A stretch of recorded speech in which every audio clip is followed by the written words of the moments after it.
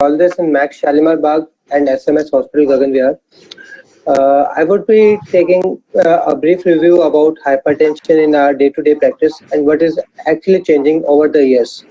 There have been few recent guidelines and what we are following right now in most of our practice.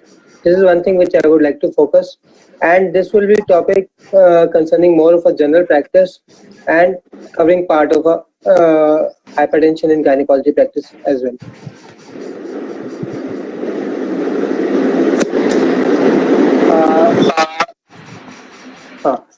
Hypertension, as we know, is a serious medical condition which significantly increases the risk of heart, brain, kidney, and other diseases. And almost 1.13 billion people worldwide have hypertension, and most of them are living in low and middle income countries. This is something which we need to be concerned about. It is not a disease which is concerned only to the developed nations. It is actually happening in developing nations to a greater extent. As per WHO, almost 1 in 4 men and 1 in 5 women had hypertension. This is actually a data from 2015 as per WHO.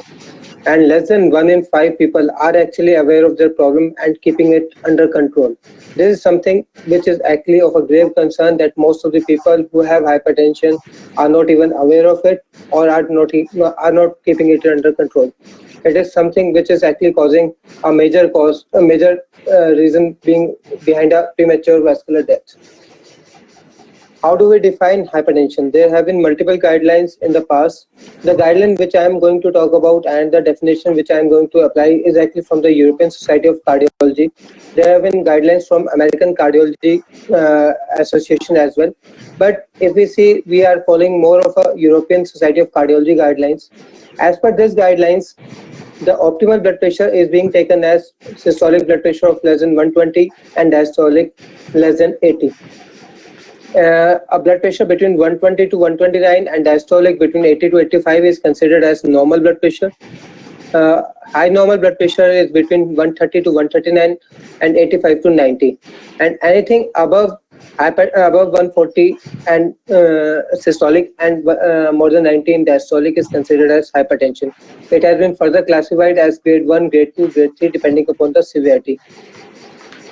The thing which I would like to focus in American cardiology of as per the American guidelines, they consider less than 120 as a normal and 120 to 129 as an elevated blood pressure and more than 130 as a hypertension.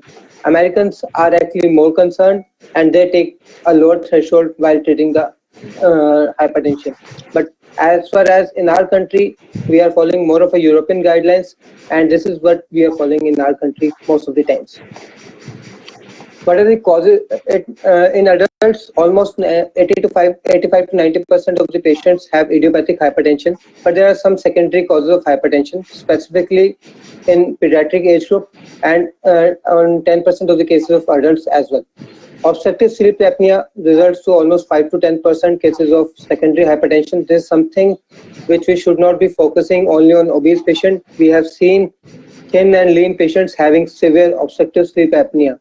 And history of snoring, history of day sleep should be something which we should be aware of. A narcolepsy, history of narcolepsy is something which we should be aware of and we should be taking it proactively. As a nephrologist, yes, my field is actually concerned. My field is regarding renal parenchymal disease, and this is one of the most important cause of secondary hypertension. There is always a dilemma whether it is actually the hypertension is related to hypertension is causing CKD or CKD is causing hypertension. It is something like a hen and egg story, and it is very difficult to define. Renovascular diseases are also important. In younger females, fibromuscular dysplasia remains an important cause. Endocrinological causes, specifically in younger population like aldosteronism, pheochromocytoma, Cushing syndrome, thyroid disease, and coarctation of aorta are the important causes which we should be focusing around.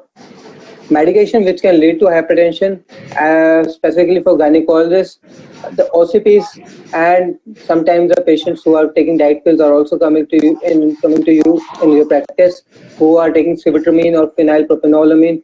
These are the medication which can actually lead to hypertension. patient with a drug addiction history, specifically to cocaine, ecstasy, it is actually seen in a very high class people, specifically who are actually associated with some film industries or something like that, where they are actually having a pressure to perform. Immunosuppressive medications, steroids, CNIs, and from nephrology perspective, erythropoietin are the major drugs which can lead to hypertension. How do we monitor blood pressure? This is something which is actually of a concern. How do we monitor and how do we measure the blood pressure? What are the instruments which we need to take? A patient should be sitting comfortably at least for more than 5 minutes before the blood pressure is assessed. Auscultative method, oscillometric method, or automatic sphygmomanometer are all can be used with whichever is available to the clinician. 3 blood pressure measurements should be recorded at least in the first visit, which should be at least 1 to 2 minutes apart. And if there is a gap of more than 10 millimeter of mercury, then in this setting, further BP readings should be taken, and a mean of last 2 BP readings should be considered as the blood pressure reading. The standard bladder cuff size is around 12 to 13 centimeter wide and 35 centimeter long. This is something which we need to be concerned in obese patient, and in a larger build patient, bigger cuff should be used. In pediatric patient or in a lean build patient, a smaller cuff should be used. Otherwise, we can have an erroneous reading. We should measure BP in both the arms, specifically during the first visit. And one should look for the orthostatic hypertension. That is, when the person is standing, there is a fall of blood pressure, systolic blood pressure falls by more than 20, specifically in older people and diabetic. Yes, we should be aware of it. In some settings, we are using home blood pressure monitoring or ambulatory blood pressure monitoring. This is useful in cases of white coat hypertension or masked hypertension. In ambulatory blood pressure monitoring, if a mean blood pressure is more than 130/80, it is considered as hypertension. Or if a daytime blood pressure is more than 135 and diastolic is more than 85, it is considered as hypertension. In a normal person, in night time, the blood pressure falls down.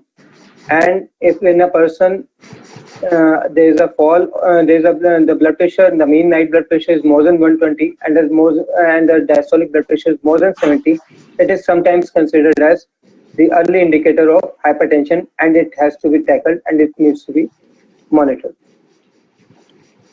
Just a brief about history, what we need to take. We need to take a family and personal history of hypertension, CVD, stroke, the family and personal history of associated risk factors, smoking history. This is something important. Dietary history, and specifically in Indian scenario where the salt intake is very high, alcohol consumption, specifically about the binging history, physical exercise, and the sleep history, and the previous history in pregnancy and preeclampsia. This is something which can actually lead to hypertension for the future as well. And we should look for the further secondary causes, look for the secondary causes of hypertension as well. And also we should be actually looking for the end organ damages in the form of cardiovascular disease, stroke, or renal disease. These histories should also be elicited whether the patient is having any end organ damage related to hypertension or not. Specifically, I would like to highlight here, if you are actually finding any younger person with grade 2 or severe hypertension for the first time, ideally that patient should be referred to hospital and should be completely evaluated.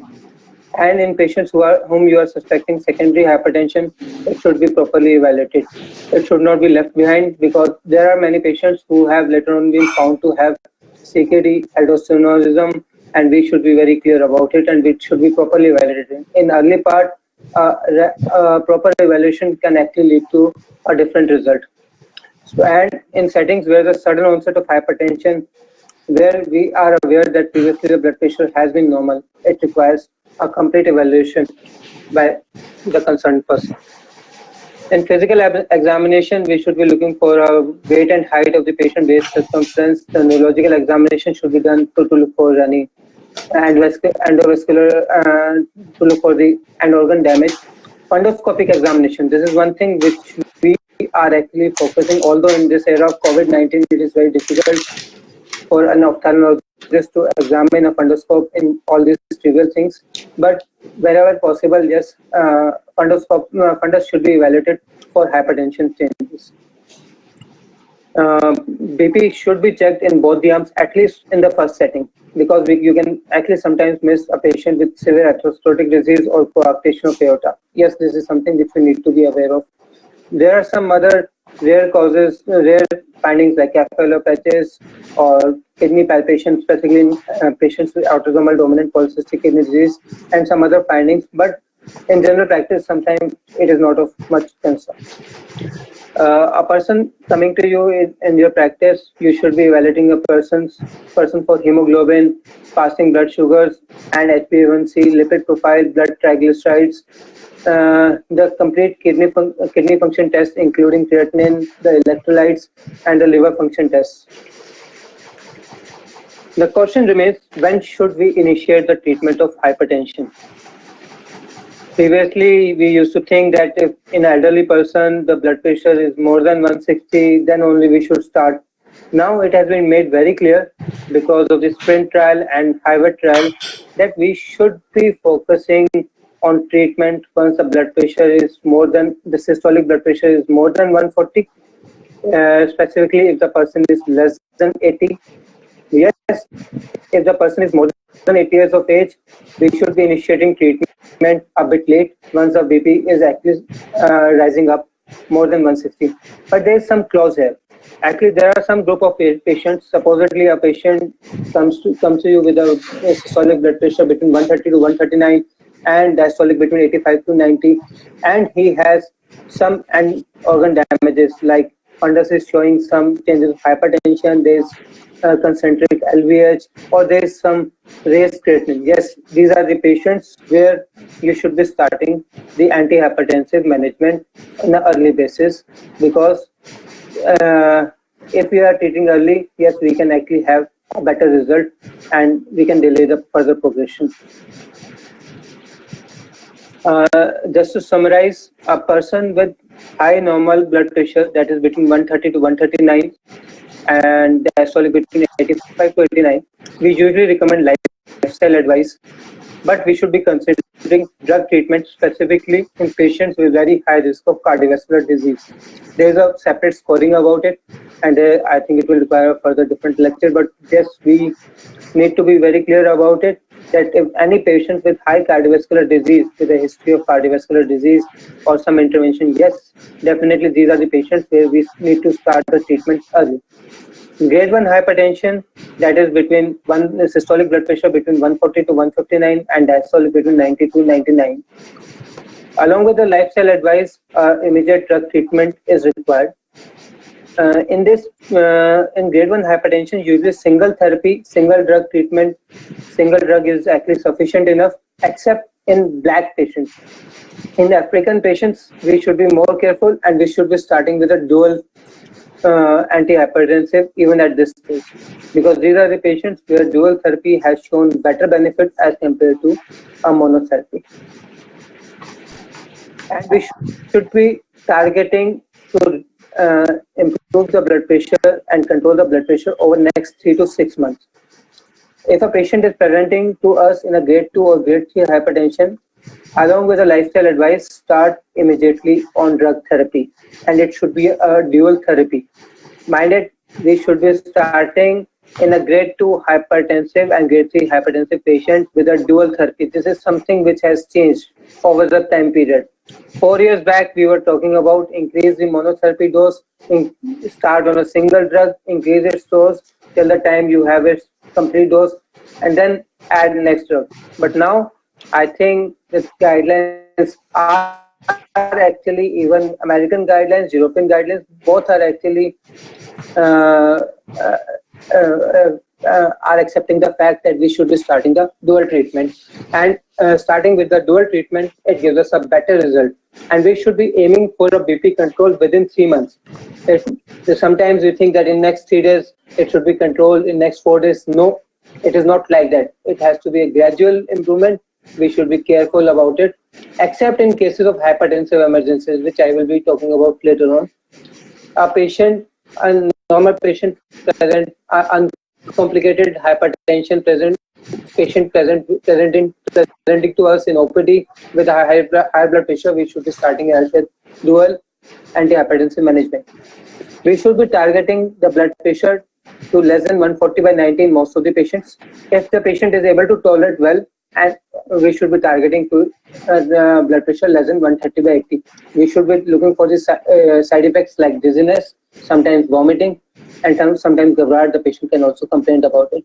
ECGs should be done if the patient is complaining of these symptoms. In less than 65 years, the target blood pressure is 120 to 129. More than 65 years, the target blood pressure is 130 to 159. And the diastolic blood pressure target remains less than 80 in most of the cases. Just to summarize, what are the targets which we are achieving in our patients? It is mostly varying between 120 to 129 if the patient is having diabetes, if the patient is less than 65 years of the age. Above 65 years of the age, the target changes to 130 to 139. In CKD, we should be actually targeting it to less than 140 and coming to 130 if it is tolerated. We should not be going beyond 120. Sometimes the patients are actually believing that we should be targeting a blood pressure of less than 120/80. No, it's not a cause. We should be happy with the target blood pressure of 120 to 129 if it is less than 65 years of the age. Above 65 years, yes, we should be targeting a blood pressure of 130 to 139. This is something which we need to be aware of. What are the lifestyle interventions? First and most important thing, as a nephrologist, I would like to highlight that salt is the biggest problem for us. Specifically in Indian diet, we are taking a lot of salt, and we are taking almost like 10 to 12 grams of salt per day. It should be gradually reduced to less than 5 grams per day.